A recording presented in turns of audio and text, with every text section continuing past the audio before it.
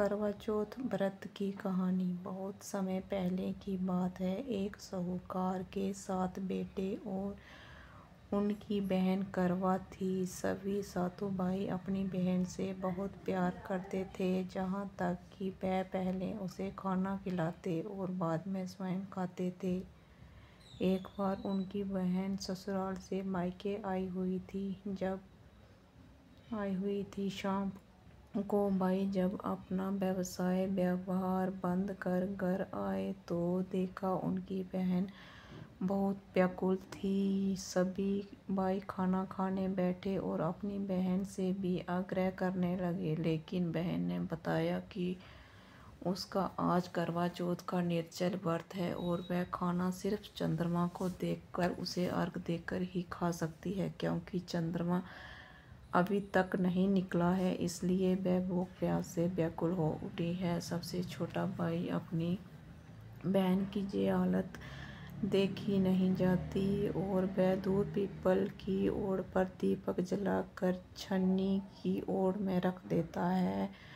दूर से देखने पर ऐसा प्रतीत होता है जैसे चतुर्थी का चांद उदित हो रहा हो। इसके बाद भाई अपनी बहन को बताता है कि चांद निकल आया है, तुम उसे अर्घ देकर भोजन कर सकती हो।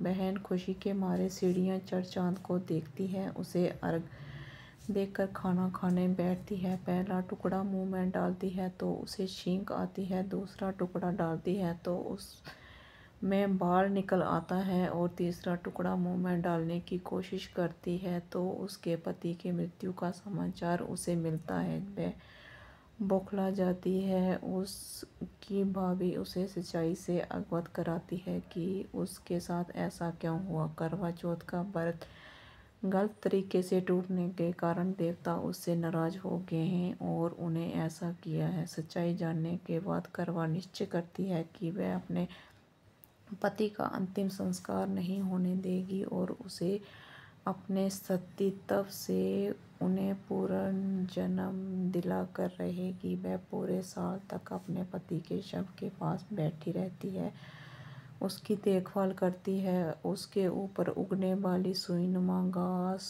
को वह एकत्रित करती जाती है। 1 साल बाद फिर करवा चौथ का दिन आता है, तभी सभी भाभियाँ करवा चौथ का व्रत करती हैं। जब भाभियाँ उसे आशीर्वाद लेने आती हैं तो वह प्रत्येक भाभी से जम सुई ले लो प्रिय, सुई दे दो, मुझे भी अपने जैसी सुहागन बना दो, ऐसा आग्रह करती है। लेकिन हर बार भाभी उसे अगली भाभी से आग्रह करने का कह चली जाती है। इस प्रकार जब छठे नंबर की भाभी आती है तो करवा उससे यही बात दोहराती है। वह भाभी उसे बताती है कि क्योंकि सबसे छोटे भाई की वजह से उसका व्रत टूटा था, अतः उसकी पत्नी में ही शक्ति है कि वह तुम्हारे पति को दोबारा जीवित कर सकती है। इसलिए जब वह आए तुम उसे पकड़ लेना और जब तक तुम्हारे पति को जिंदा ना करे उसे नहीं छोड़ना। वे कहकर वह चली जाती है। अंत में छोटी भाभी आती है। करवा